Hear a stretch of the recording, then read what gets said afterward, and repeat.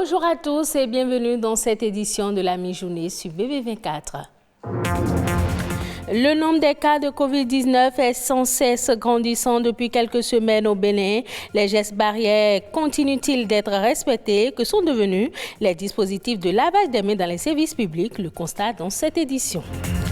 Le tourisme favorise le développement inclusif. Il joue un rôle important dans la promotion des opportunités qu'il offre à des millions de personnes dans le monde.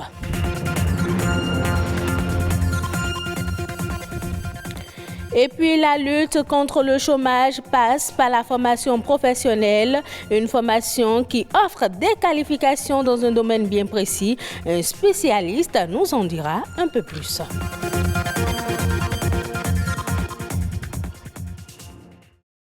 La journée internationale de la non-violence est célébrée ce 2 octobre. Selon la résolution de l'Assemblée générale du 15 juin 2007 des Nations unies, qui a institué la commémoration de cette journée, elle offre l'occasion de diffuser le message de la non-violence, notamment par des actions d'éducation et de sensibilisation. La résolution réaffirme la pertinence universelle du principe de non-violence et souhaite favoriser une culture de paix, de tolérance, de compréhension et de non-violence. Pendant que les infections au coronavirus connaissent une augmentation effrayante, le respect des mesures barrières fait de moins en moins partie des habitudes des populations. Le non-respect de la distanciation sociale, l'abandon du port des masques ainsi que le lavage systématique des mains sont à l'origine de cette situation. La question se pose alors de savoir si les dispositifs de lavage des mains sont toujours fonctionnels dans les services publics. Élément de réponse à travers ce reportage de Rodrigue Babapito. Depuis l'apparition du coronavirus, l'accueil réservé dans ce ministère ne change pas. Un dispositif de lavage de mains se dresse à chacune des deux entrées. La rouille couvre progressivement les dispositifs, mais pour qui veut se laver les mains, l'eau est disponible. À droite comme à gauche. C'est là et puis tout le monde s'en sert. Ces deux dispositifs de lavage des mains sont là il y a plus d'un an. À moins que je ne me trompe, pratiquement tout le monde se lave les mains avant de rentrer dans l'enceinte du ministère. Tout le monde ne se lave pas les mains avant d'entrer dans les locaux. Plus de la moitié des usagers ne se sentent pas obligés de respecter ce geste barrière avant d'entrer ou une fois sortis. À l'entrée de cet autre ministère, pas de lavage des mains à l'eau et au savon. Les usagers, en passant, ils sont tous gâtés. Donc ils ont mis à leur disposition des désinfectants. Seulement, là encore, nombreux ne s'y plient pas. Quand ils viennent, on leur dit, d'autres font, d'autres ne font pas. Ils s'en foutent parce qu'ils sont pressés. On n'a pas reçu une instruction ferme par rapport à ça.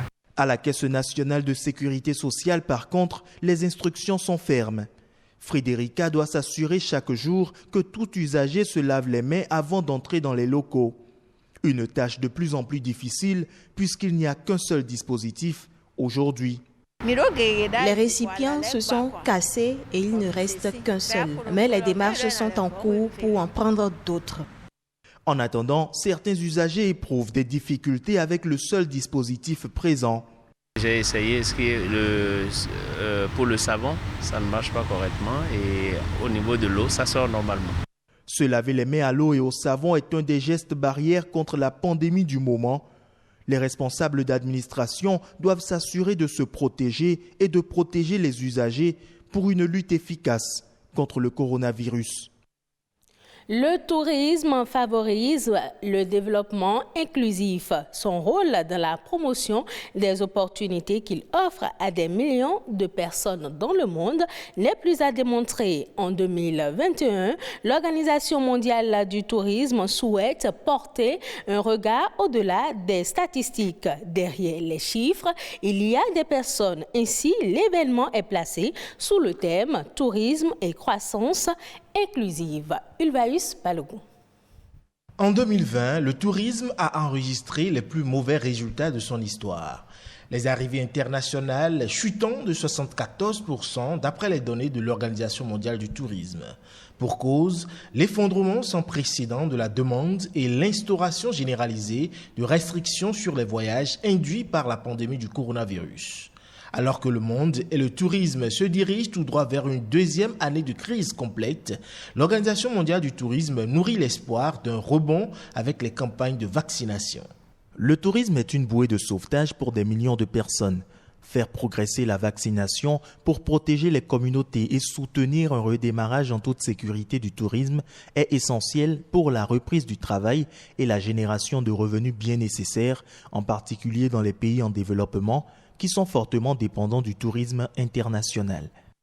Si l'avenir de l'industrie touristique passe donc par la vaccination, l'enjeu dans le contexte économique et pandémique actuel est de renforcer les liens entre les populations qui vivent dans des destinations touristiques ou à proximité et l'écosystème du secteur. Au Bénin, c'est le tourisme communautaire qui est mis en avant, notamment dans le parc de la Pendjari. Nous avons créé des circuits pédestres sur la Takora entre les différentes communautés qui permettent aux touristes de découvrir la vie rurale et de s'immerger un peu dans la nature de la Takora, de découvrir le patrimoine botanique de la région, les plantes médicinales, mais aussi de découvrir un peu de la vie de tous les jours des gens qui habitent dans les différents villages. Il s'agit principalement d'instaurer un tourisme inclusif en stimulant l'économie locale et en favorisant le respect de l'environnement et des cultures endogènes. Nous essayons au maximum d'impliquer les communautés qui sont autour de la Pendjari. Donc nous avons un site sur la Stangueta Poga. C'est surtout l'Empire des Autruches à Dassari. En dehors de ce circuit sur la Stangueta Poga, il y a les villages sur la Stangueta Batia. Et là, nous avons 4 grands circuits. Ces circuits sont axés autour de la culture, de l'histoire des communautés, de l'art culinaire, de la danse, des savoirs et savoir-faire liés à la phytothérapie, liés à la lecture des constellations, aux contes. Nous essayons autant que possible, dans ce qui est organisé, de ne pas avoir trop d'externalités qui pourraient baisser l'impact économique au niveau local. Une meilleure vision avec en toile de fond la croissance inclusive apparaît comme le gage du redémarrage du tourisme, aussi bien spécifique aux personnes qu'aux communautés dans le monde. Vous le savez certainement, se faire former vous permet d'acquérir des connaissances dans plusieurs domaines, mais la formation professionnelle offre des qualifications dans un domaine bien précis, ce qui oblige les demandeurs d'emploi à être plus compétitifs sur le marché de l'emploi pour répondre aux exigences des recruteurs. Mais la formation professionnelle est-elle donc la solution contre le chômage? La réponse à travers cette interview.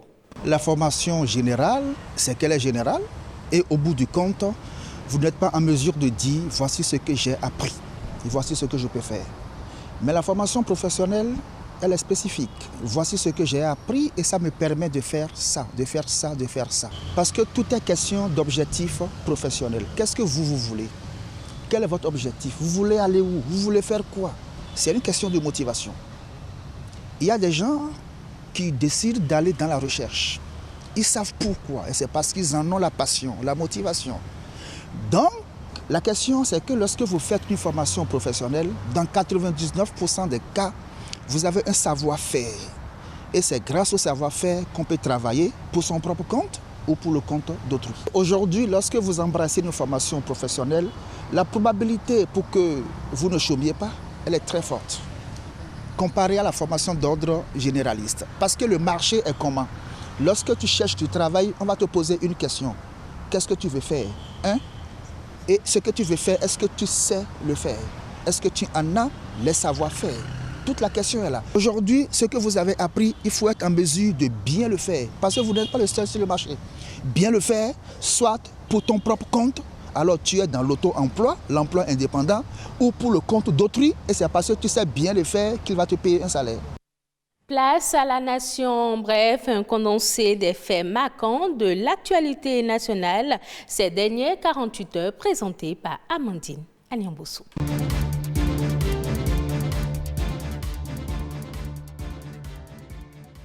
Le projet de budget pour l'année 2022 s'équilibre en ressources et en charges à 2541,203 milliards de francs CFA. Le Conseil des ministres a adopté mercredi dernier le décret portant transmission à l'Assemblée nationale pour examen et vote du projet de loi de finances gestion 2022. Ce projet de budget intègre les principaux repères économiques et sociaux adoptés par le gouvernement et débattus au Parlement. Le projet de budget pour l'année 2022 postule un taux de croissance de 7% avec un déficit budgétaire qui s'établirait à 4,5% du produit intérieur brut. En 2022, les crédits alloués visent particulièrement l'extension du programme national d'alimentation scolaire intégrée, les mesures de gratuité en cours dans les secteurs de l'éducation et de la santé, les mesures en faveur de la résilience et de l'autonomisation de la femme, les soutiens aux artisans et aux couches vulnérables dans le cadre de l'atténuation des effets de la pandémie de COVID-19. Les grands chantiers ouverts aux fins de combler le déficit infrastructurel seront poursuivis, notamment les infrastructures de transport, énergétique et d'assainissement. Aussi, une attention particulière sera accordée au développement de l'industrie de transformation avec le retour dans l'investissement industriel de l'État. Le Conseil a instruit le ministre de l'Économie et des Finances d'en assurer la présentation devant le Parlement.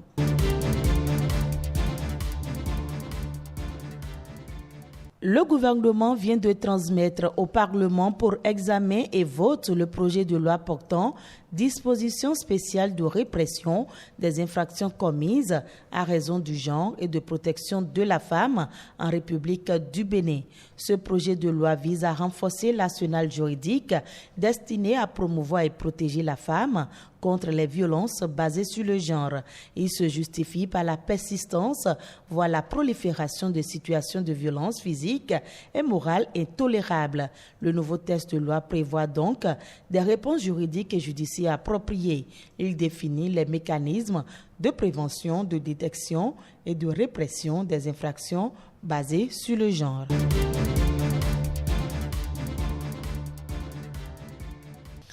Le vaccin AstraZeneca est à nouveau disponible dans les centres de vaccination au Bénin. Dans un communiqué, le ministre de la Santé, Benjamin Hunkpati, invite les personnes en attente de recevoir leur deuxième dose ainsi que toute personne désireuse de se faire inoculer le dit vaccin à se rendre dans le centre de vaccination le plus proche. Il est à noter que ceux qui ont choisi de recevoir un autre vaccin anti-Covid-19 en lieu et place de leur deuxième dose d'AstraZeneca ne sont pas concernés.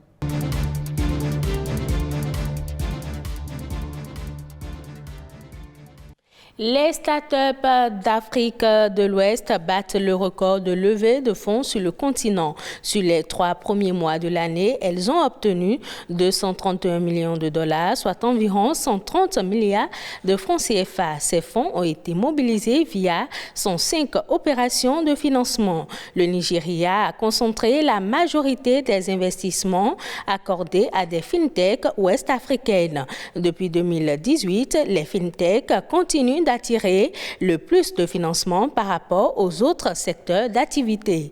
Les entreprises de transport et logistique occupent le deuxième rang en termes de transactions réalisées. Et ce sera tout pour cette édition. Merci de l'avoir suivi. Retrouvez ce journal sur le site de l'ORTB, www.ortb.pj.